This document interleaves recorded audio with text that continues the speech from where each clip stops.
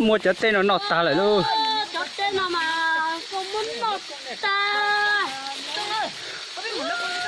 Chợ phong gì luôn. Chợ công nó lọt rồi nhá là to xuyên nó lại. Tên nào mà con nó sắp được nó chả chuột chuột đâu. Tên nào mà sát kia mà. Sao biết là tao hả? Chơi rong hãy đi chứ nè. Cái con tao đánh đâu nó về. Có bé quay. Ở bên thả đi à.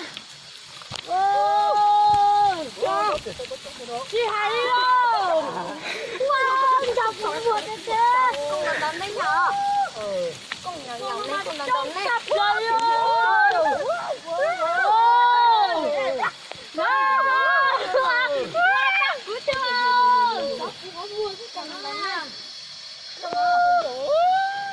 Nó đây ông thấu trong chập rồi.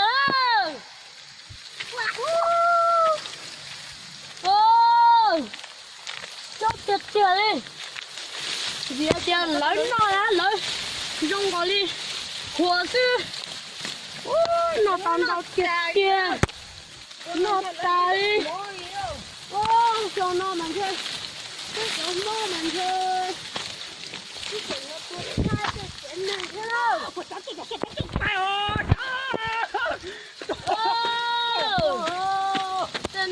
Wow. Tên nó mình hiểu tên cháu à.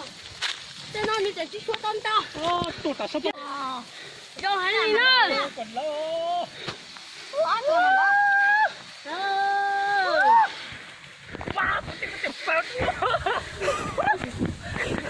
Tên nó mà chị hãy giấu ở xí đi rồi nữa. Hả? Nè nè con gì cơ mà mình trao lên lên nha. Thôi gì cây dâu gì đó. Tên nó mà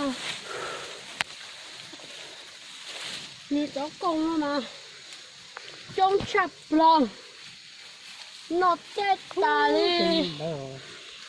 Nó chập lửa ở trong phòng phòng mà lọt được kìa. Gì chở thế. Cũng một con trong chập rồi. Nó gọi là nó tỏ chưa nha. Tên nó mà nó không lên đâu mà. Tên này để không đi là cháu đi nó mà. Chua rong xa hề. Đừng ngoài ra cái ta. Nhấp lá cái sẹt. Chỉ một ta đi thế luôn. Chỉ hai đi luôn. Chua Liêm mà bẹt ta đi. tên nó mà. Nó chỉ đi cái tàu tôi nó có sao. Lấy cho quên rồi chuột bắt xa nè. Bắt xa cái gì chuột ở thế. Tàu để chụp bắt cha hay à? Nó mà cũng tròn nhật cơ. Tôi chọn nhớ câu chuyện tôi nằm đen nè. Lấy ta là gì trơn đã thấy tao có ta. Ôi chào ơi.